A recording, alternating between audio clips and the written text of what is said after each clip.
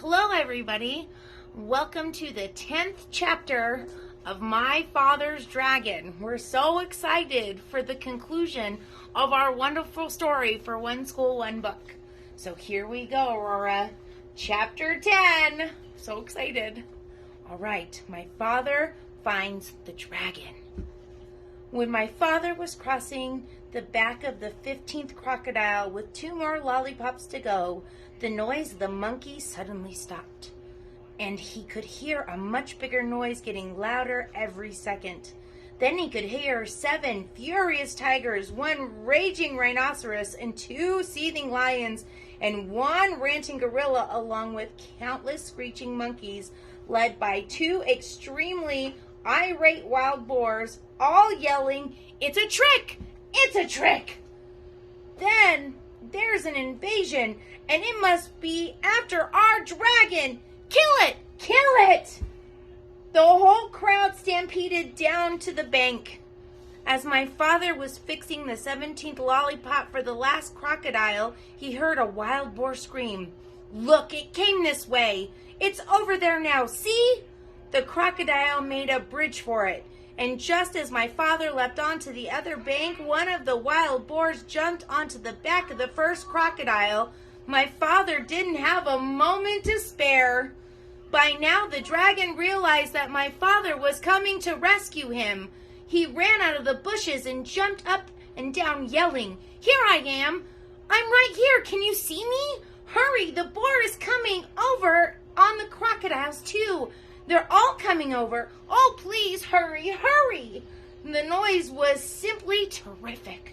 My father ran up to the dragon and took out his very sharp jackknife. "Steady, old boy, steady.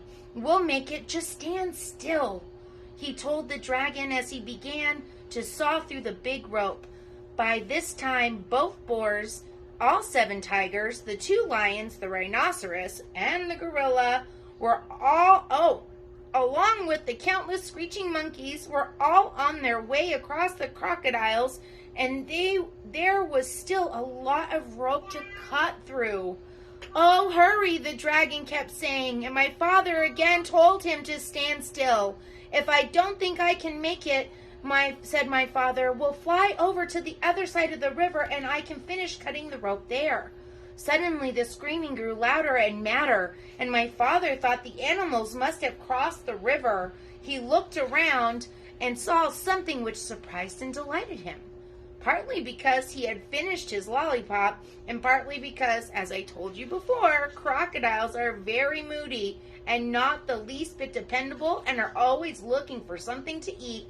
The first crocodile had turned away from the bank and started swimming down the river. The second crocodile hadn't finished yet, so he followed right after the first, still sucking his lollipop. All the rest did the same thing, one right after the other, until they were all swimming away in a line. The 2 wild boars, the 7 tigers, the rhinoceros, the 2 lions, the gorilla, along with the countless screeching monkeys, were all riding down the middle of the river on the train of the crocodiles, sucking pink lollipops, all yelling and screaming and getting their feet wet. Oh! My father and the dragon laughed themselves weak because it was such a silly sight. As soon as they recovered, my father finished cutting the rope and the dragon raced around in circles and tried to turn a somersault. He was the most excited baby dragon that had ever lived. My father was in a hurry to fly away, and when the dragon finally calmed down a bit, my father climbed up onto his back. "All aboard," said the dragon. "Where shall we go?" "Well, spend the night on the beach, and tomorrow we'll start on a long journey home. So it's off to the shores of Tangerina," shouted my father as the dragon soared above the dark jungle and the muddy river and all the animals bellowing at them and all the crocodiles licking their pink lollipops and grinning wild grins. After all, what did the crocodiles care about a way to cross the river, and what a fine feast they were carrying on their backs? As my father and the dragon passed over the ocean rocks, they heard a tiny, excited voice scream, "Bumkak! Bumkak! We drayed Our dragon, nagging. I mean, we need our dragon. But my father and the dragon knew that nothing in the world would ever make them go back to Wild Island. The end. Oh my gosh, wasn't that an amazing book, everybody? I'm so excited that we decided to do a second One School, One Book with you all, and we got to read My Father's Dragon. Thank you so much to everybody in the Osuna community for participating in this event, and we hope that you enjoyed it just as much as we did. From Aurora and myself, Dorothy Mirabal, the PTA president, we're sending you all our love, and only a few more weeks till the end of school, almost summertime. Go Tigers!